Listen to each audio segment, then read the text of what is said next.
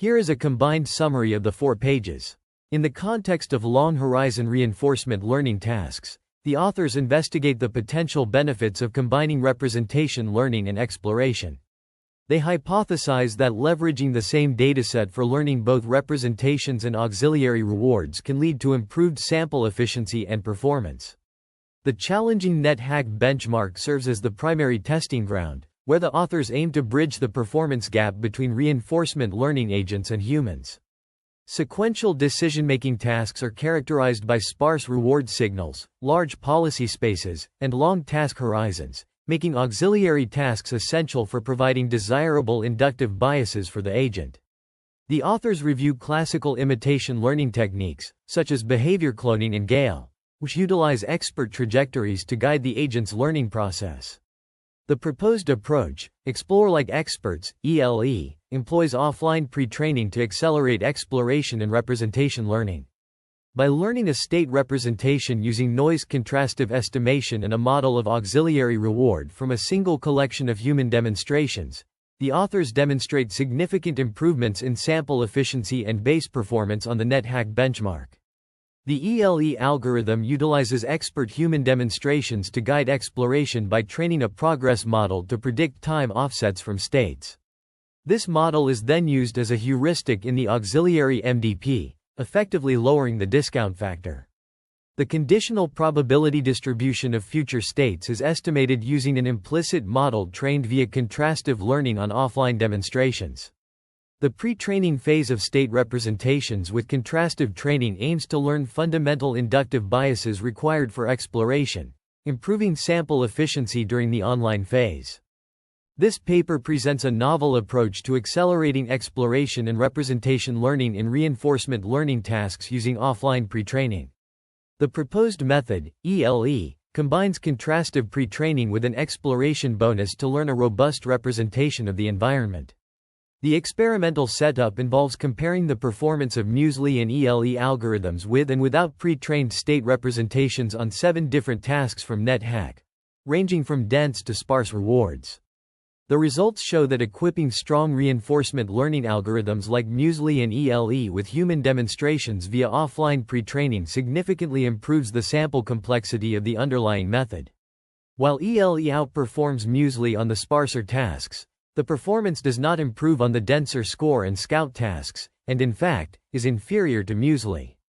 However, using contrastive pre-training with both muesli and ELE significantly improves its performance in the sample regime under investigation in this work. The architecture used in this work is a residual network, ResNet, which encodes 80 by 24 TTY arrays with a series of 2D convolutional blocks. This model acts as an encoder used by contrastive pre-training, ELE's progress model, as well as the muesli agent. During the online phase, the generated representation is passed through a recurrent network, LSTM, and an MLP to predict policy and value heads in muesli. For contrastive pre-training, the ResNet encoder is passed through an MLP to project the state features into a latent space. The authors also analyze the importance of pre-training in representation learning by comparing the performance of ELE with and without pre-training. The results demonstrate that pre-training significantly improves the performance of ELE, especially on sparse tasks. This suggests that pre-training captures a different dimension of exploration and representation learning. Ablation studies further investigate the importance of using a separate encoder for pre-training, freezing pre-trained representations during the online phase, and the impact of encoder architecture on performance. The findings indicate that using a separate encoder for pre-training is beneficial, and freezing pre-trained representations does not significantly affect performance. Additionally, the authors find that a ResNet architecture is better suited for contrastive pre-training than a vision transformer (VIT) architecture. The authors conclude that offline pre-training can be used to learn robust representations of the environment, which can be fine-tuned during the online phase to improve exploration and representation learning. They demonstrate the effectiveness of their approach in the challenging NetHack environment, which has a large state and action space, long task horizon, and strong notion of forward progress. The proposed offline pre-training method for reinforcement learning leverages large amounts of unlabeled data to accelerate exploration and representation learning. This approach utilizes contrastive learning, where the model learns to differentiate between real and fake data, allowing it to develop a robust representation of the environment. The authors demonstrate the effectiveness of their method by applying it to several Atari games and a 3D maze environment, achieving state-of-the-art performance.